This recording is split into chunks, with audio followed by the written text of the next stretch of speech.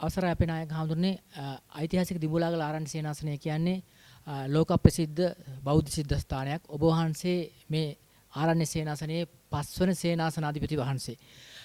ඔබ වහන්සේ වැඩම කිරීමත් සමග විශාල ප්‍රවර්ධනයක් විශාල ප්‍රගතියක් මේ ආරණ්‍ය සේනාසනයේ සිදු වෙනවා අපි දැක්කා. ඒ වගේ බෞද්ධ ජනතාව දකිනවා. ඒතොර මේ අලුත් සහල් මංගල්‍ය එළමෙන අප්‍රේල් 3 වෙනිදා සහ 4 වෙනිදා රාජ්‍ය හා රාජ්‍ය ආයතන සංවිධාන වලින් ඒ වගේම විශේෂයෙන්ම ශ්‍රී ලංකා මහවැලි අධිකාරිය අධ්‍යක්ෂ දෙනාතුමන් ඇතුළු මහවැලි බීකලාපී නේවාසික ව්‍යාපාර කළමනාකරුතුමන් ඇතුළු සියලුම ගොවි සංවිධාන එකමුතු වෙ මේ සිද්ධාන්තය සිදු වෙනවා. මේක ඉතිහාසයේ අලුත් ප්‍රවර්ධනයක් අලුත් ප්‍රගතියක්. නායක හමුදුර මේ එකතු කරන සහල් වලින් මොකද්ද ඉදිරියේදී කරන්න බලාපොරොත්තු වෙන්නේ සහ ඒ වගේම මේකෙන් ගොවි ජනතාවට සහ මේ රටවාසී ලක්වාසී ජනතාවට දෙන්න යන පණිවිඩය කුමක්ද කියලා මම අහන්න කැමතියි ඔබ වහන්සේගෙන්. ඒක තමයි මේක බුද්ධ භෝගය. මේ බුද්ධ භෝගේ අපි මූලිකව ගොවින් අස්වැන්න නෙරලා මුල්ම වීටික අයින් කරන්නේ දෙයයන්ට බුදුන්ට. ඉතින් අපි කිරිහාර බුද්ධ පූජාව සිදු කිරීම දේව පූජාව සිදු කරලා ඊළඟට මේ එකතු වෙන හාල් වලින් දිඹුලාගල ආරණ්‍ය සේනාසනය මුල් කරගත්ත අධ්‍යාපන ආයතන පහත් වෙන එකට දානෙට අපි 6 කිලෝ 500 ගාන දෙන්න තීරණය කරලා තියෙනවා.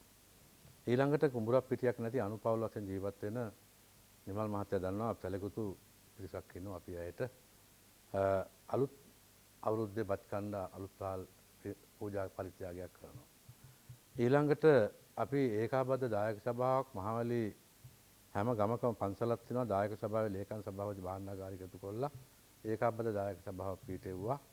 යම් අතිරික්තයක් තිබුණොත් ඒ ඒකාබද්ධ දායක සභාවේ අපි අරමුදලට යොමු කරනවා. ඒ අරමුදල මුල් කරගෙන සුවිශේෂී කාර්යභාරයක් අපි දැන් මහවැලි බී කලාපයේ ගම්මාන ගානේ යමින් ඒ පිළිබඳව අපි දැනුවත් කරමින් පවතිනවා. ඒ නිසා මොකද අපි පොල්ල කටුමැටි ගේම් පටන් ගත්ත විහාරස්ථාන මහවැලි බී කලාපේ තිබුණ නමුත් අද කටුමැටික පන්සලක්වත් නැහැ. දැන් ඒ වැඩ ඉන්න හාමුදුරුවෝ ගොඩක් වයෝවෘද්ධයි.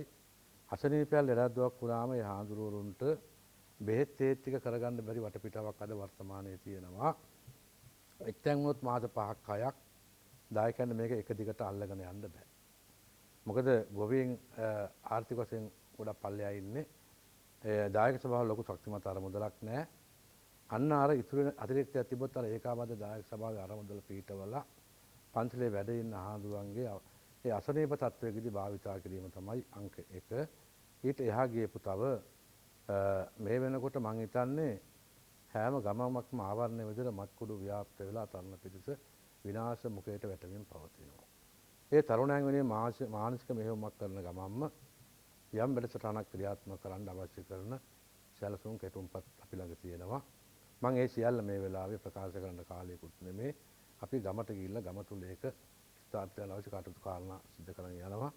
ඉතින් මේ ලැබෙන මම ඒකයි කිව්වේ මේ පරිත්‍යාග කරන පූජා කරන බුද්ධ භෝගයේ එක හාල් ඇටයක්වත් අපත නොවන්න ඔබට පින් සිද්ධ වෙන්න අවශ්‍ය කරන කාරණා ආයතනයේ බුද්ධ ශ්‍රාවක සංඝ සභාව ආරණ්‍ය සේනාසනාධිපති විදිහට මමත් ගොවි සංවිධාන නියෝජිතුන්ත් එක්කට අත්වල බැඳගෙන සිද්ධ කරන නේවාසික ව්‍යාපාර කළමනාකරුතුමා ඇතුළු ඒ සියලුම නිලධාරීන්ගේ අවශ්‍ය දායකත්වයේ සහයෝගය ඇතුව කියන එක මේ වෙලාවේ සිහිපත් කරනවා මාධ්‍යවේදීන් විදිහට මේක සමාජයට හොඳ පණිවිඩයක් ගෙනියන්න ඔබතුමාලා කටයුතු කරන තේ මා බලාපොරොත්තු වෙනවා.